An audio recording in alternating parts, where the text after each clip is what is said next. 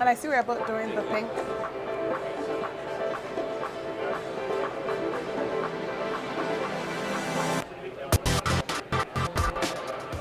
Welcome to Nasdaq TradeTalks. I'm Jill Malandrino, Global Markets Reporter at Nasdaq. We're coming to you live from the Empire FinTech Conference in New York City.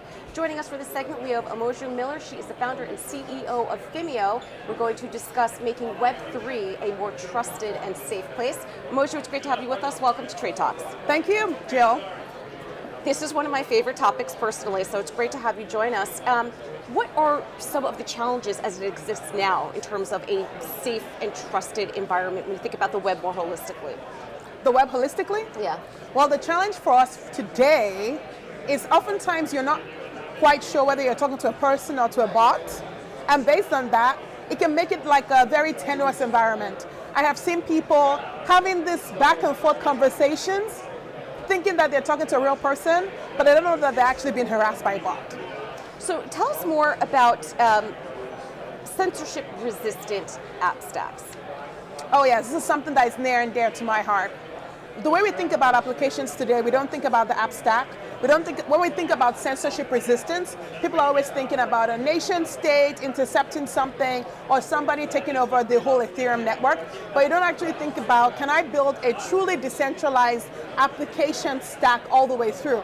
And the reason why this is important for us is because we do machine learning. And machine learning can be like a black box model for many people.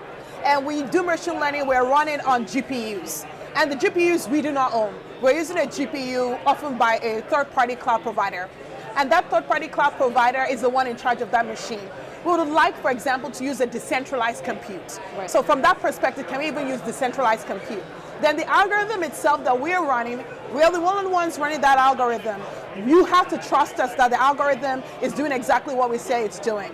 But if we have some kind of technology that we can prove that that's the case, that we can do mathematical proofs using ZK, then we can decentralize it. So that's what I'm talking about. And then the third layer, the output of the algorithm, we don't necessarily have to be the one serving the inference. We could use the decentralized application to serve the inference as well. And that way we can have true censorship resistant all through the stack. And then when you have a stack like that, you could do very important things that require high level of credible neutrality. Basically, you could do applications like voting. Right. Something that is going to be contentious, but if we all believe that the app stack is truly, truly credibly neutral and censorship resistant, then you could run these kinds of applications on a system like that. Is that what you're doing at Fimio? That is not what we're doing at Fimio. What we are doing at Fimio is putting reputation on pieces of code that will be used in systems like that. Right. So everything is eventually going to be code, and we need to know if that code is trustworthy itself. Right. So before we even put the code into the system, into a decentralized stack, we need to know whether it's trustworthy. So we can have true censorship resistant every single level, from the code itself to the infrastructure that is running. We are taking just a small little piece of that pie by saying the code that you're pulling in, this smart contract is safe. Right. Well, I mean, but that's such a big topic in the media, not even just financial media, but all over. Ethical and responsible coding and developing, for example, with AI. Is there bias, unconscious bias? Is it ethical? Is it responsible? Are we going to get the safe and trusted outcomes that we're looking for? So is that part of, when you think about Web3 being a more safe and trusted space, that input is just as important as how you manage what's coming out of it? Absolutely. What you're talking about has a lot to do with data provenance. What went into building this machine learning system? Right. What data sources do they use? Who owns that data sources?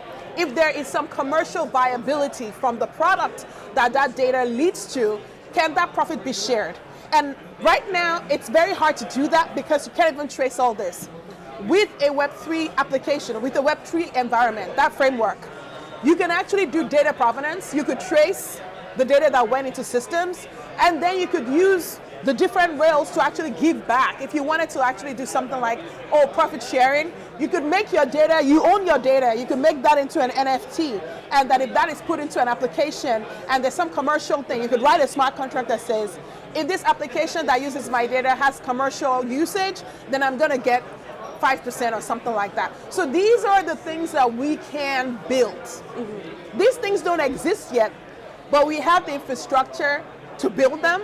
And now we're asking the world to come join us and build this, because we can't build everything. We build little bits and pieces, but the call to action is come and help us build the decentralized internet. Omoju, appreciate the insight. Thanks for joining us on Trade Talks. And thanks for joining me. I'm Jill Malandrino, Global Markets Reporter at Nasdaq.